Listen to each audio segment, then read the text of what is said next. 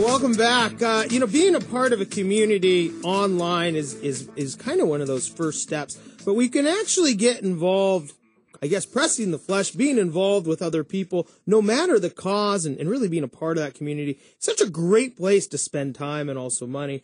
Camp Korey joins us. In fact, Hilary Carey from Camp Korey joins us, the executive director. Now, Camp Korey is a nonprofit dedicated to providing year-round programming to children and families affected by serious and life-altering medical conditions for free. Well, first of all, welcome, and thanks so much for coming. Thanks so much for having us.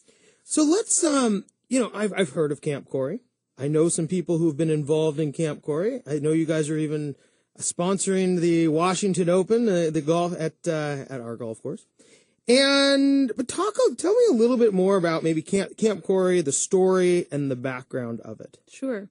So Camp Korey is part of an international network of programs called the Serious Fun Children's Network, and we were founded by Paul Newman in 1988.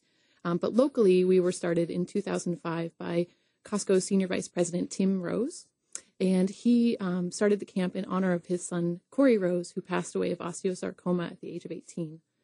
We opened our programs in 2008 at the historic Carnation Farm.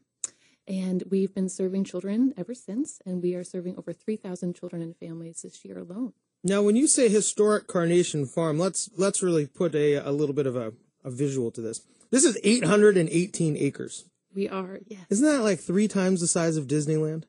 I think so. Sounds right. I think I mean, it's huge. I mean, this is a very big place that generates a lot of really great things for kids. Sure. So how has Camp Korey grown over time?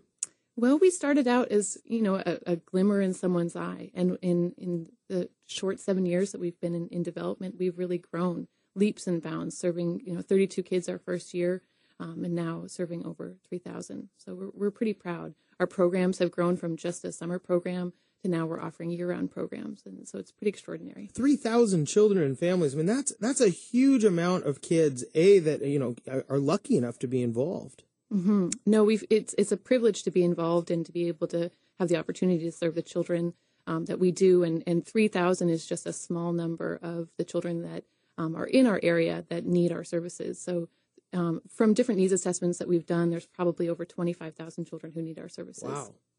But 10%, or, a little more than 10% there after starting, as you said, with 32 kids less than 10 years ago. Yeah. That's pretty incredible. At times it feels like we're going at Mach speed, but,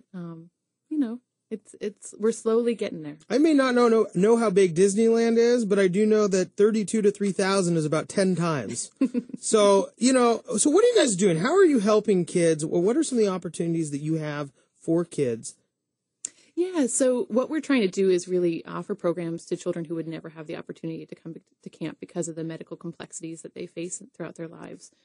So because of the challenges and the hurdles that they have to overcome, typically they're denied from other programs. So, for example, they would need 24-hour nursing care, or the routine that they have to go through as far as prescription drugs is too complex for most programs to handle. So they come to our program, and we provide different opportunities that are offered at a traditional summer camp program.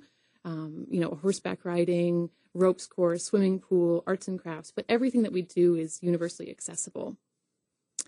So it's pretty unique. Well, it gives people access, which I think is one of those key parts. And you must be able to just help so many kids, because this is not something they have the opportunity, maybe necessarily, to do otherwise. Right. Yeah. So we never duplicate services that are offered elsewhere in the Pacific Northwest or even in the country at times. We really try and offer things to people who wouldn't otherwise have an opportunity. And so when you talk about kids who have, these are major medical needs, major life-altering circumstances.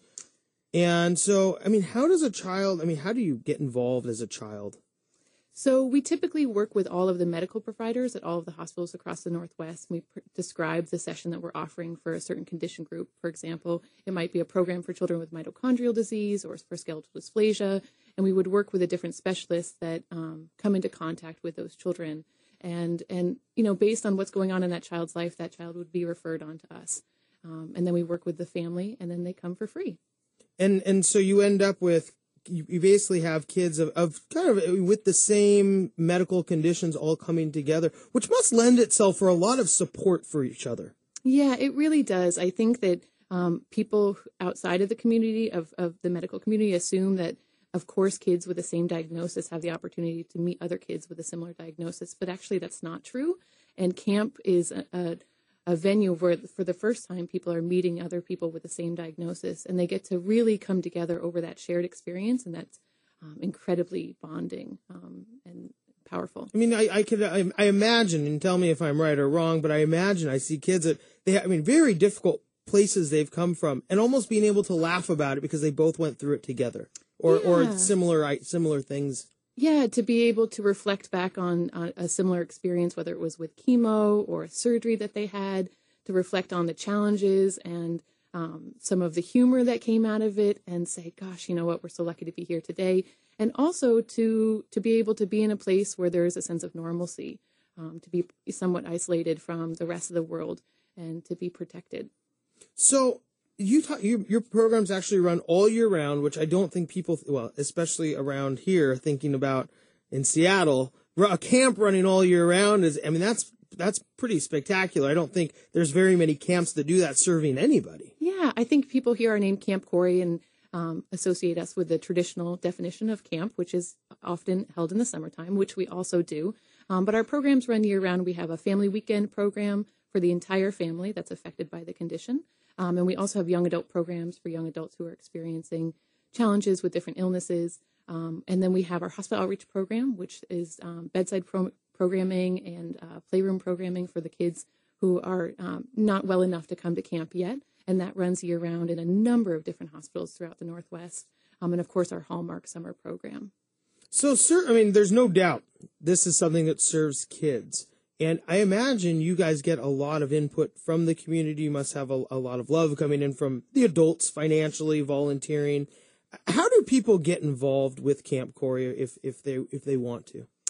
Wow. Well, we wouldn't be able to survive without our volunteers. And I think that that's the easiest way to start getting involved and learning more about our organization. And because of the diversity that you described earlier in just the setting, right? Just that we're a farm, there's so many different opportunities that you can plug into at Camp Korey. So if you're interested milk the cows, bale the hay. Sure. If you like to get your hands dirty, we can offer you something for that. If you like to keep your hands clean, we've got, lots of do the dishes, admin jobs. If you want to be with the kids, we have a lot of opportunities there. If you're more comfortable behind the scenes, there's a lot of different things we can do. If you have 1 hour or if you have 2 weeks of time, we need you. And we would love to have you. So how many volunteers do you guys have? On any given day, you might see 20 roaming around the office, but, our events are pretty volunteer heavy. Camp is obviously very volunteer heavy. I would say in our volunteer database, we probably have over 2,000. Wow. That's a huge amount of people. Yeah. We're a big operation and a big machine, and we need a lot to get going. And then, of course, fundraising must be a big part of that, too, because big machines take lots of, well, if you're going to have them well oiled, they take oil, right? Yeah, fundraising is a huge component of what we do because no child pays for our programs. And so we wouldn't be able to offer that if we wouldn't fundraise. And so our events are a great way for volunteers to get involved. And we have plenty of those throughout the year. We have a luncheon in the springtime and a lot of athletic events called through Team Korey. We have our annual fundraiser in the fall, and of course our golf tournament that's coming up at Glendale. So it's whatever really tickles your fancy, we can figure out.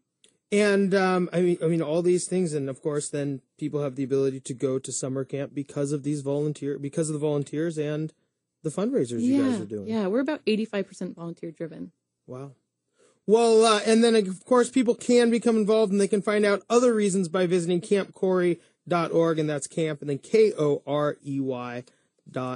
Well, Hilary, thank you so much for joining us, sharing a little bit. Again, I've heard so much about Camp Korey. I know people who've been involved. I've seen the videos. They're great.